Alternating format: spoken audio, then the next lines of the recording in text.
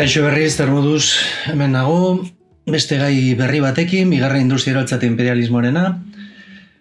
Hau oso motze ingo dugu, lehenengo batxirroko materia oso zabala delako, beste alderdi batzutan gehiago sakondu degulako eta aurrera egin behar delako. Beraz, oso labur bilduta, zer suposatzen duen lehenengo mundu gerra baino lehen, deitu izan dana bigarren industria iraultza hau, dala aurretiko nolabait edo jarraipen bat, aldaketa batzukin, eta nola imperialismo berri bat, beste gorakada handi bat, eta munduaren zatiketa bat ikusiko dugu. Bai?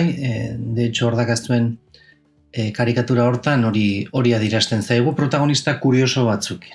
Daukagu Inglaterra, daukagu Prusia, Alemania, daukagu Frantzia, daukagu Japonia, bilakatuko dela pixkanaka ere protagonista mundu mailan, gutxi ikusiko dugu, eta daukagu Txina, bai? Txina horre, Asiaren presentzia. Kuriosoa da faltatzea kasu hontan, bai, Afrika, zergatik. Afrikan egongo delako imperialismo berri honen, kolonialismo berri honen, eragina handinetariko bat. Asian ere bai, baina Afrikan ere bai. Hor sortzen dira, hain arraroak diren, oraindik mantentzen diren hainbat eta hainbat zuzenak diren marra hauek, bai, herrialdeak limitatzeko. Bueno, zer ulertzen dugu bigarren industria iraultzaz ari garenean. 19. mendeko bigarren erdiaren erdialdetik aurrera, hobeto esan da, berriz ere krisi baten ondoren, 1870 urtetik aurrera gutxi gora bera, industrializazio prozesuak bultzakada berri bat jasango du eta jungo da zabaltzen. Europatik atera eta zabaltzen jungo da. Guztiz aldatuko du bigarren bultzakada honek aldatzen ari zen ekonomia eredua. Ekonomia sistema ikusi dugu, bai, hau hasia zegoen 16. mendean, baina oso modu xume batean eta beste ezaugarri batzuekin, hau ikaragarri sakona eta zabala izango da, bai, ekonomia sistema hau gero eta globalizatuago izango da. Oso prozesu komplikatua, oso prozesu gatazkatsua eta arazo eta migrazio ikaragarriak sortuko ditunak. Bai? Sortuko da, hemen, garai bestertxo bait beranduago deituko dena mundu mailako ekonomia, edo mundu mailako merkatu bat. Keda, orain dakagun merkatuaren eta ekonomiaren aintzindari bat. Gurearekin ere alde handia daudela, baina bueno. Nondik dator? Bueno, krisi garai hortan, esan dugun aurretik, 1850 aurrera dago krisi garai bat, industria iraultza hontan, bultzakada berri bat sortzen da, beharrak aldatu egingo dira, horrei aurre egin beharko zaio, aurrerapen zientifikoak gero eta azeleratuagoak dira, sormen maila ikaragarria dago momentu hontan, eta potentzia industriar zaharrek sakondu egiten dute industria prozesu hortan eta berriak ere sortuko dira. Horrekin batera, estatu industrial berri hauek edo jazarra, baina bigarren industrializazio prozesu hontan, merkatu berrien bila eta lehengaien bila aldi berean, imperialismo prozesu berri batzuk bultzatuko dituzte, gero aipatuko ditugunak. Garrantzi gehien izango dituzten potentziak, momentu hontan eta bigarren 20. mendeko bigarren erdiaraino eta hortik aurrera, bigarren mundu gerra ondoren, Erresuma Batua, momentu hontan 19. mendean nagusitasuna izango da, baina pixkanaka besteen aurrean galtzen joango da. Alemania, munduko bigarren potentzia bilakatzen da, ekonomikoki, industrialki eta baita ere militarki ere. Horrek mehatxu bat suposatuko du Erresuma Batuarentzat eta Frantziarentzat, eta horregatik Erresuma Batua eta Frantzia beti etxai izan diren, edo gila beti etxai izan direnak aliantza batera iritsiko dira, eta gerora lehenengo eta bigarren mundu gerran aliatu bezala borkatuko dute Alemanian kontra. Berri bat, Amerikako Estatu Batuak, utzi genuen bere iraultza eta independentzia prozesuan, eta azkeneko 100 urtetan ekonomikoki gorakada handia izan du, zabaldu eginda mendebalderuntz eta potentzia ikaragarria bilakatzen ari da. Ikusiko dugu, Bigarren Mundu Gerra ondoren, munduko imperio bezala praktikamente inposatuko dela. Bi blokeetan, baina ikusiko dugu. Eta azkenik Japonia. Japonia izango da Asia osoko lehen potentzia. Estatu Batuak bultzatua, irekitzera bultzatzen duela, derrigortzen duela, oso industrializazio prozesua eskarra jasango du. Kuriosoa da, ze aldi berean oso tradizionalista den gizarte bat da, baina potentzia bezala zabaltzen da, eta imperio bezala ere Asian bere imperioa zabaltzen saiatuko da. Ahalbideratzen duten faktoreak, industria iraultza hau ahalbideratuko duten faktoreak hor dituzue. Lehenengo esaten genuen krisi ekonomiko sakon bat, Europa osoan, bultzatuko dula beharra, eta behar horiei beste irtenbide batzuk ezinbestean ematea. Berrikuntza teknologiko handiko garaiak dira. Industria, teknologia elektriko, kimiko berriak sortuko dira, baita ere automobil kontutan eta garraiobide kontutan.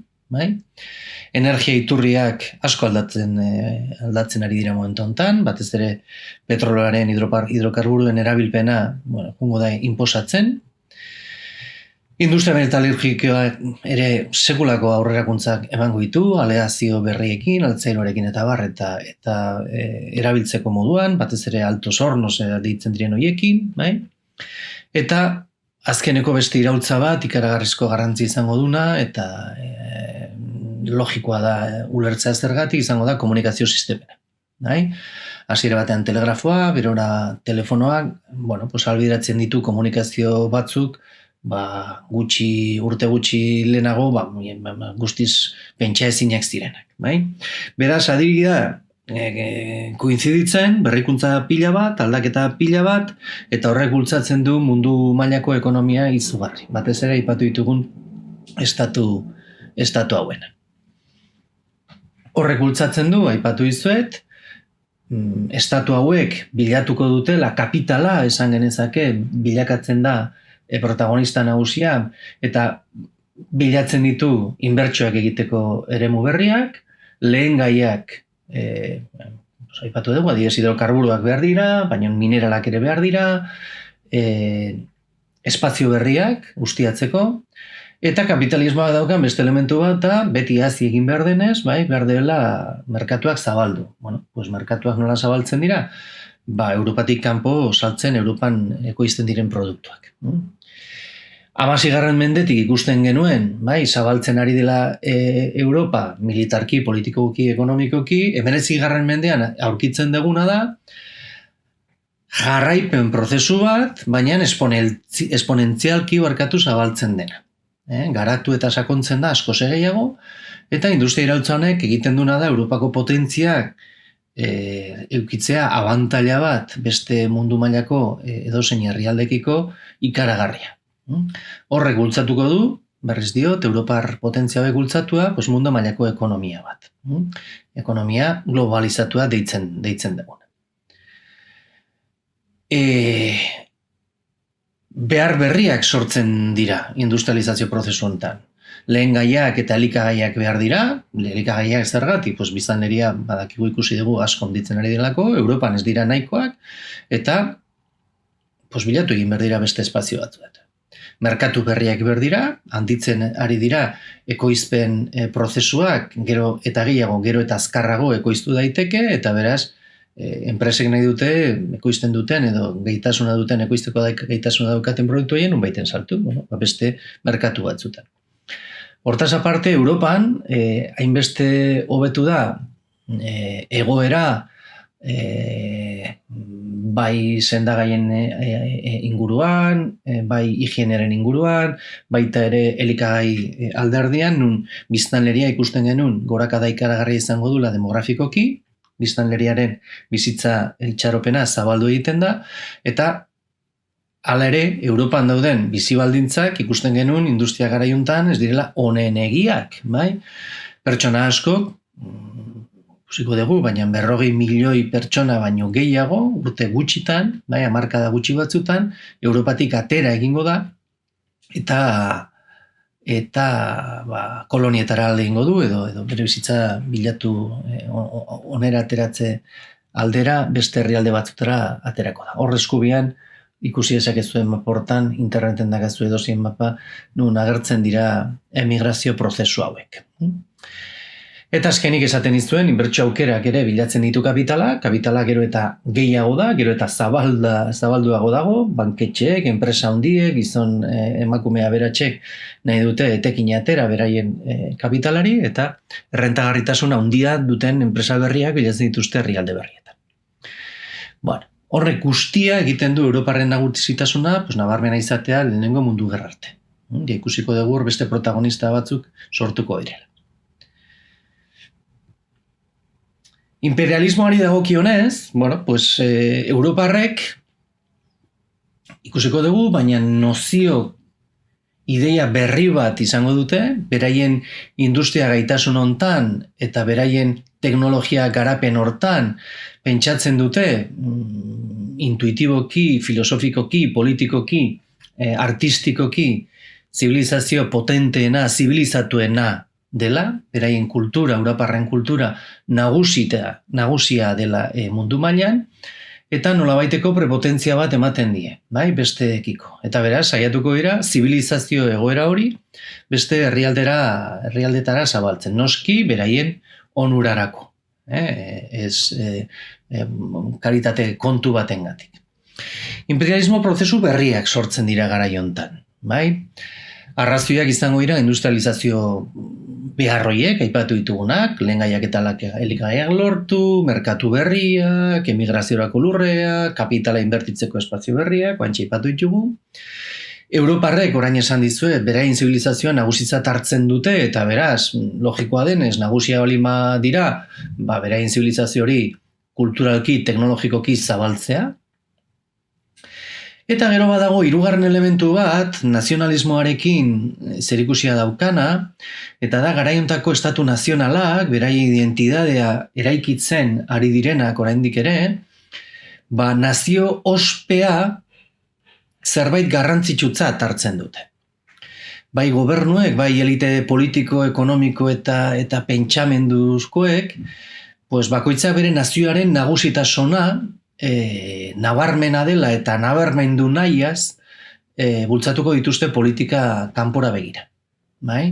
Eta hor sortzen da potentzien arteko lehia gogor bat, espazioak kontrolatzeko, bai navigazio bidea kontrolatzeko, bai merkatuak bereganatzeko, eta horre sartzen da protekzionismoa, bakoitza bere merkatuan monopolioak nahi ditu, bakarrik beraiek funtzionatu, eta gaur egun oso egoera desberdina da. Guzti horrek, adibidez nazioen ospe honek, eragin handia izango du lehenengo mundu gerraren sorreran, ikusiko dugu horrera. Bigarrena, arrazoia, ze baliabide ditu imperialismoak, Europak, hobeto esan da imperialismoa zabaltzeko. Batez ere da, teknologikoki lurralde aurreratuenak direna, modu nabarmen batean.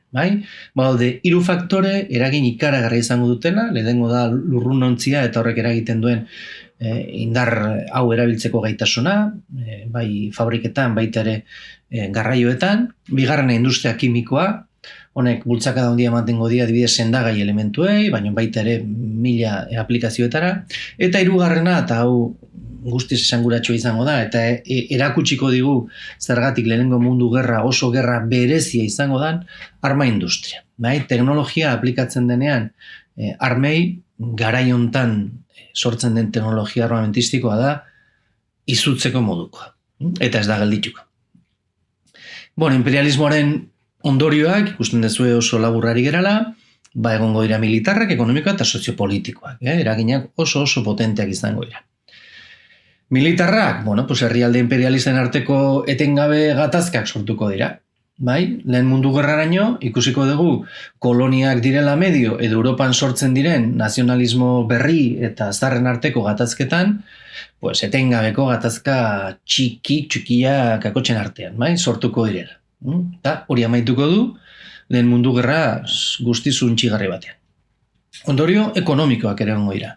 Imperioentzat, Europako nazio hauentzat oso positiboak izango diren, ekonomikoki, batez ere kapitala handientzat, abantaila itzelak suposatziko ditu, baina kolonietarako, bai Asian eta nabarmenki Amerikan eta oso nabarmenki Afrikan, mendeetarako segurazki eragina izan duen ustiapen gehiagizkoa jasan dute. Bai, aprobetxatu egin gera Europarrok beraien baliabide eta merkatuetaz, eta lanetaz. Eta hirugarrena aipatu ditzakegu soziopolitikoak. Afrikan oso nabarmena da, jun eta hartu mapa politiko bat, nola ezarri ziren mugak, bai? Lerro zuzenetan, baldintza kulturalak, historikoak, erlijiosoak, inongo konturik gabe.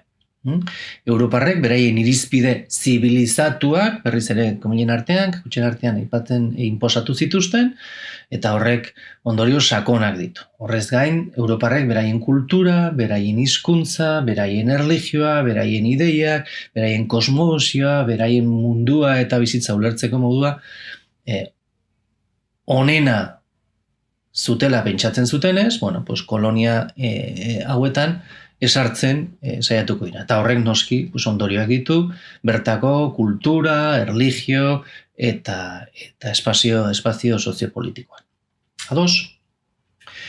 Hoxe, mendakagu, bai? Labur-labur, ideia oinarrizko batzuk, garrantzitsuak, ulertzeko nola honek eramango duen Europa eta mundua, lehenengo mundu gerra zuntxigarri batera. Hola gelitzen geha, espero balio izatea, eta zalantza bali baitxuzue, bakizue, zuen esanetara nago. Sondo izan, aio!